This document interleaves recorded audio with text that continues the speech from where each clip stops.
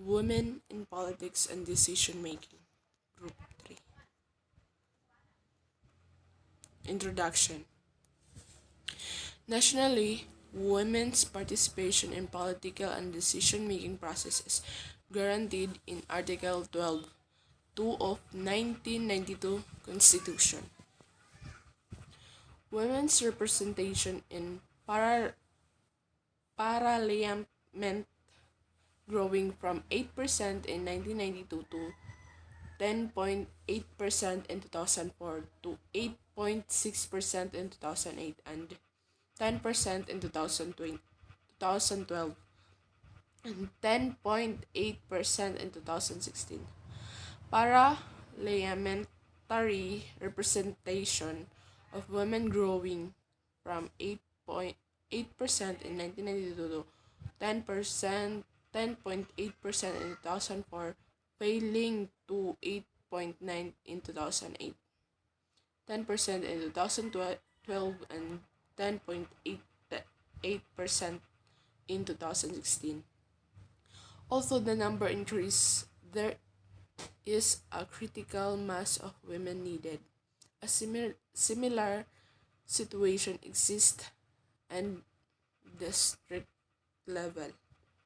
2006, elected membership of women was 10.1%, and in 2010 there was an administrative quota of 30% women representation, but it's ineffective in the public service. There is an increasing trend of the appointment of women as a chief justice, electoral commissioner, and head of prison service, among several and others. However, they are still very low. Techniques for promoting women's rights and gender. Expand and promote the gender parity principle to all the AU organs and not merely to Commission. Ensure the participation and representation of women in peace process, including the prevention and resolution of conflict and post-conflict. Ensure the active promotion and protection of the human rights of women and the girls.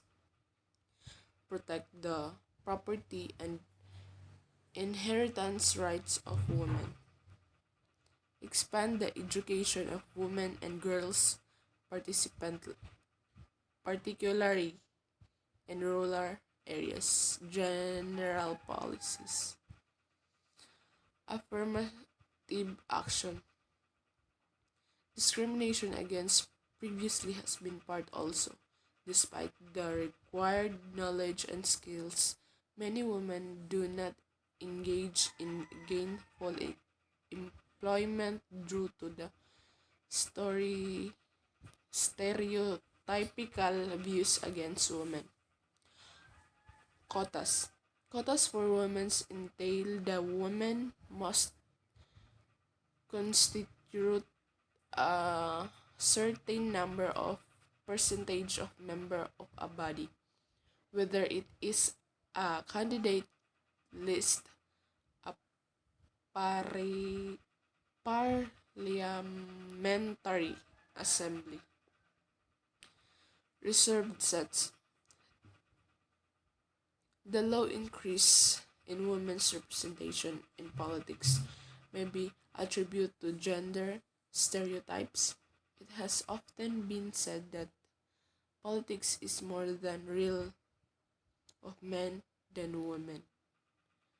Change in electoral system. Women are often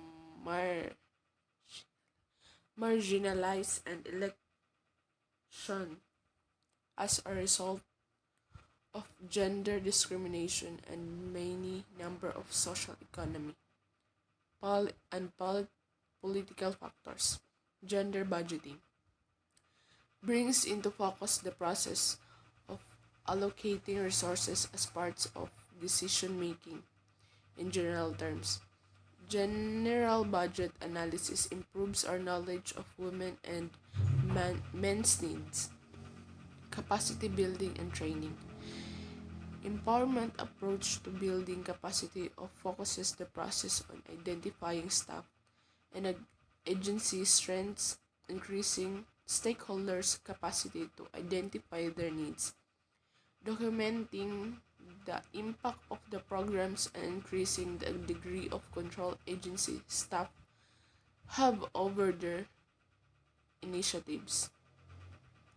Women's manifestos to empower voters to have conversations with political candidates about issues facing women and girls, and transformative policies for gender equality. Political party manifestos, creating policies that will best support gender equality and agency for women in both the public and private spheres.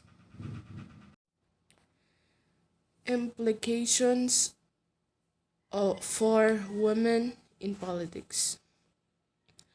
Allocate 10% of public funds to political parties directly to women aspirants.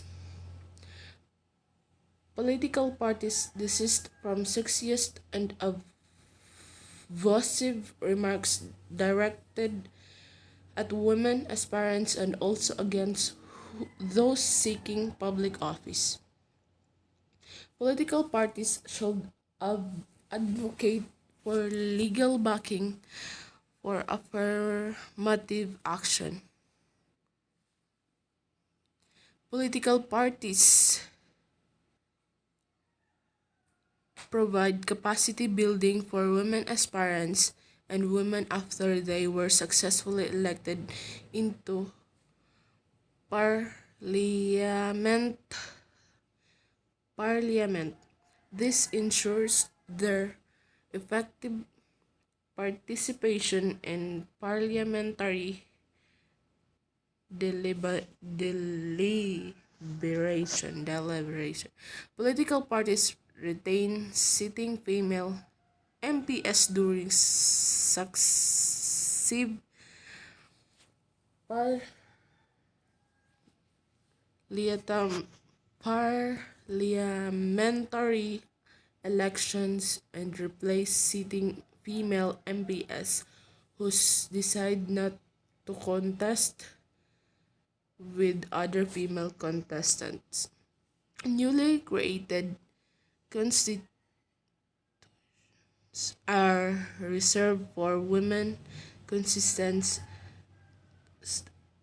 only for a period of 2 consecutive terms. Parties to field women in at least 50% representation for safe parliamentary seats. A safe, a safe set being that the party has won in at least 3 consecutive general elections by a margin for over 50%. Demand that political parties work toward a target of 50% representation of women to be present at the levels of the base structures and committees that choose candidates for primary elections.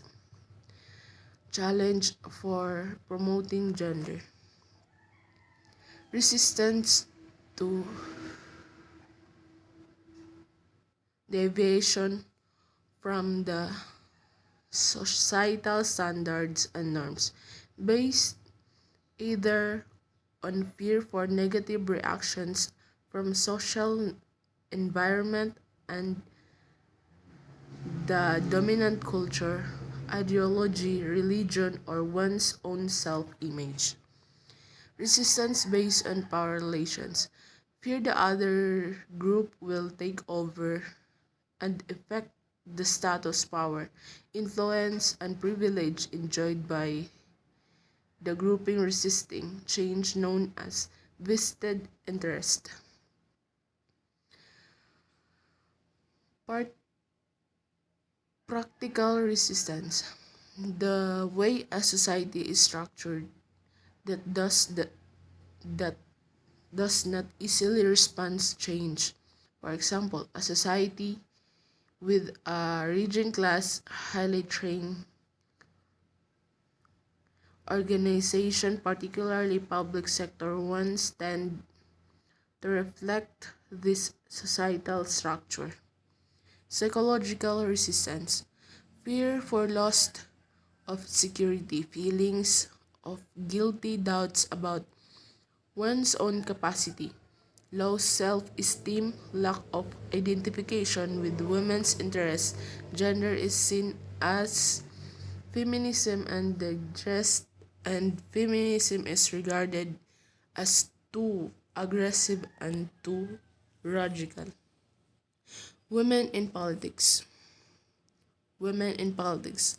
Mariam Defensor Santiago, Grace Po, Maria Corazon Juanco Aquino, Maria Leonor Lenny, Gerona Robredo. That's all. Thank you.